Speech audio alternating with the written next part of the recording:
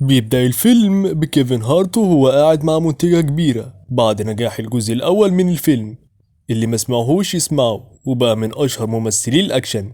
بيقول لها كيفن إنه عاوزها تنتج له فيلم أكشن واقعي، الضرب يبقى بجد وكل حاجة حقيقية.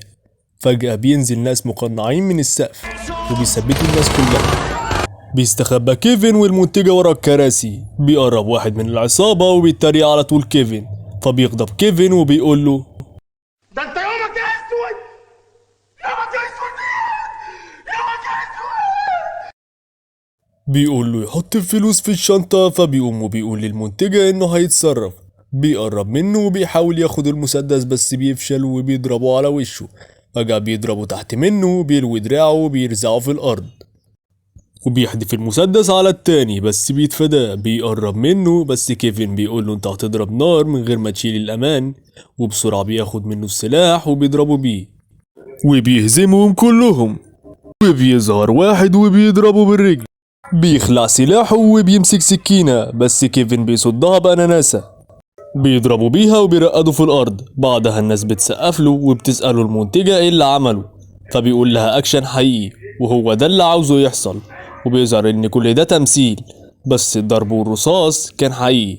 وبيقول لها ان هو عاوز يحس بالادرينالين وعاوز يتفاجئ وعاوز يخلي كل حاجة واقعية، بس المنتجة بترفض. فبيديها السكريبت وبيخرج، وهو في العربية بيحاول المساعد بتاعه اللي اسمه أندري يهون عليه. بيشوفوا المنتجة وهي بترمي السكريبت في الزبالة، فبينادي عليها أندري بيقول له كيفن يطلع. تاني يوم بيصحى كيفن وبيبقى مزاجه وحش لأن المنتجة رفضت فيلمه. بيقول له المساعد بتاعه إن كلهم معاه وإنه مش لوحده. بيقول واحد إنهم جاهزين يصوروا الفيلم، وبيقول له المخرج يمثل إنه راكب موتوسيكل على الجبل وإنهم هيضيفوا الجبل في الجرافيك. بيقول له إنه محتاج موتوسيكل، فقال له إنهم هيضيفوها برضه. فبيتعصب كيفن وبيوقف التصوير وبيكسر كل حاجة. بيظهر واحد وبيقولوا إنه عاوز يشوف كيفن. بنروح لكيفن واللي بيبقى مبسوط لأن في حد قبل ينتج له الفيلم بتاعه. فبيقول له أندري إنه بحث عنه على جوجل ملقاش عنه حاجة، فبيتعصب عليه كيفن وبيطرده وبيخليه ينزل من العربية وبيسوق هو وبيمشي. بيوصل كيفن عند كارل رجل الأعمال اللي هينتج له الفيلم. بيسأله كيفن إزاي جمع ثروته، فبيقول له انت مال امك، مال امك انت. بيقول له إن فكرته عجبته وهيمول الفيلم بتاعه. بيفرح كيفن وبيشكره. بيقول له كارل إن لما ساب الكوميديا وراح للأكشن وطرد مؤيد المشاهد الخطرة قالوا عليه إنه هيفشل بس نجح. بيقول له كيفن إنه هو عاوز يتفاجئ، فبيقول له إن أنت هتتفاجئ لدرجة إنك هتعمل بيبي على نفسك. يمو المطهر نفس 7 مرات.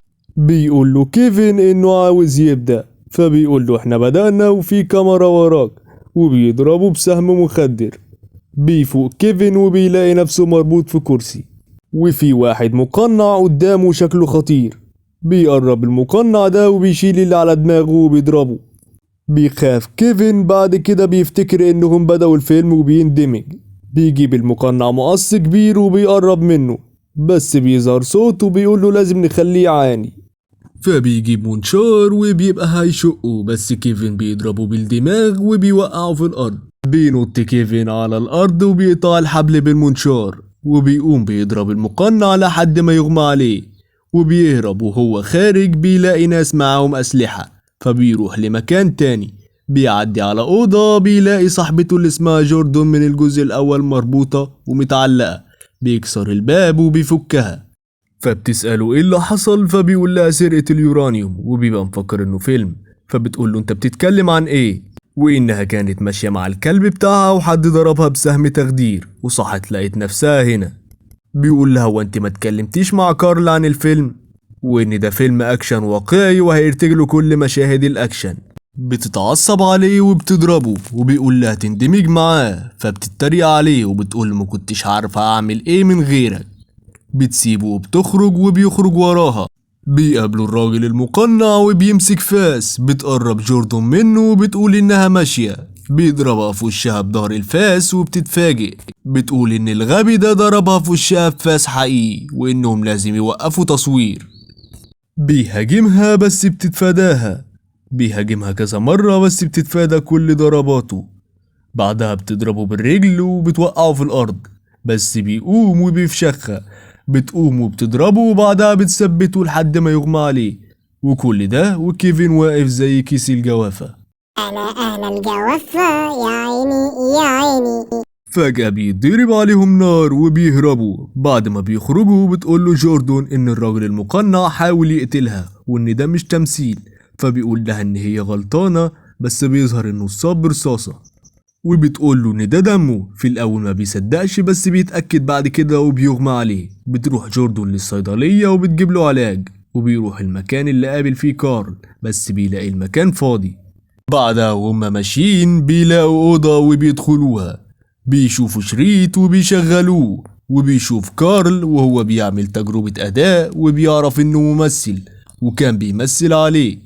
فجأة بيسمعوا صوت، فبيروح كيفن ورا الشاشة وبيلاقي قنبلة، فبياخدوها وبيفتحوا الأسانسير وبيرموها وبيقفلوه، فبتنفجر القنبلة. وبيتأكد كيفن إن ده مش تمثيل. بعدها بينزل لموقف العربيات، ما بيلاقيش غير عربيته بس جواها بيبقى المساعد بتاعه، فبيركب وبيقول له يطلع. فبيقول له ان بعد ما طرده رجعله تاني وانه استناه 30 يوم حتى بعد ما طرده. جوردن بتبقى مصدومة من اللي حصل وبتتخانق مع كيفن. بيقول كيفن انهم لازم يلاقوا مكان يقعدوا فيه لان اللي عاوز يقتلهم مفكر انهم ماتوا من القنبلة. فبيقول كيفن لأندري يطلع على بيته، ولما بيوصل بيحاول يدخل كلمة السر بس ما بتفتحش. بعدها بيجي حارس المكان وبيستخبى كيفن وجوردن. بيحاول الحارس يطردهم، ولما بيرفض بيصعقوا بالكهرباء. بعدها بيروحوا بيت أندري وبترحب بيهم أمه، وبتصر إنهم ياكلوا لحمة. الكفتة نشويها على الدخان. بعدها بيشوف كيفن صورة والد أندري، فبيقولوا إن أبوه مساعد زيه ومات وهو بيحاول ينقذ الممثل اللي شغال معاه. فكيفن بيبقى قاسي معاه وبيقول مين هيحاول يقتل ممثل. بيمشي أندري وبتلومه جوردن وبتقوله إنه ما بيعملش حد باحترام وبتخليه صالح أندري ويرجعه الشغل. فبيقعد كيفن وبيقول لها هو ضايق مين قبل كده، فبتقوله على مؤدي المشاهد الخطرة بتاعه اللي أهانه وطرده. كان يعمل هو المشاهد الخطر واللي اسمه دوج واللي بيبقى شبهه قوي، وبينهار نفسيا وبيقرر ينتقم منه.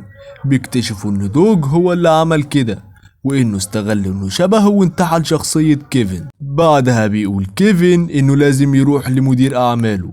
بيحاول يقف بس بيدوخوا، فبيضطر أندري وجوردن يتنكروا ويروحوا هناك، وبيلاقوا دوج وهو بيسلم على مدير أعمال كيفن. بنروح لكيفن اللي بيبقى بيخرف ومعاه أم أندري اللي بتطلع مرة عبيطة ومريضة نفسية وحط له مخدر في الأكل.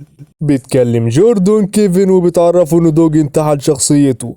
بيقول لها كيفن إن أصحابه مش هيصدقوه وهيعرفوا إنه مش هو بس. You get a raise. That's right. Everybody gets a raise. You know why? Because I'm Kevin.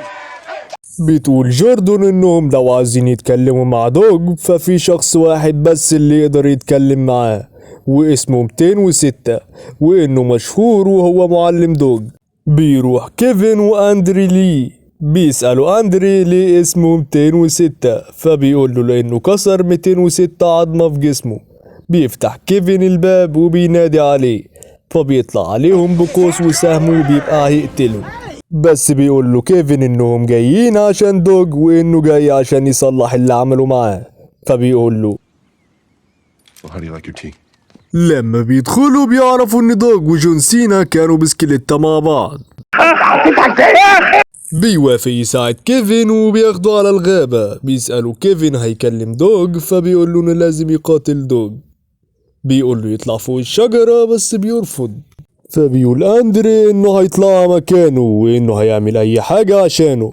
فبيقول جون لكيفن إنه ما قدرش حد قبل كده وإنه لازم يعترف، وبيقول له امك مش راضيه عنك.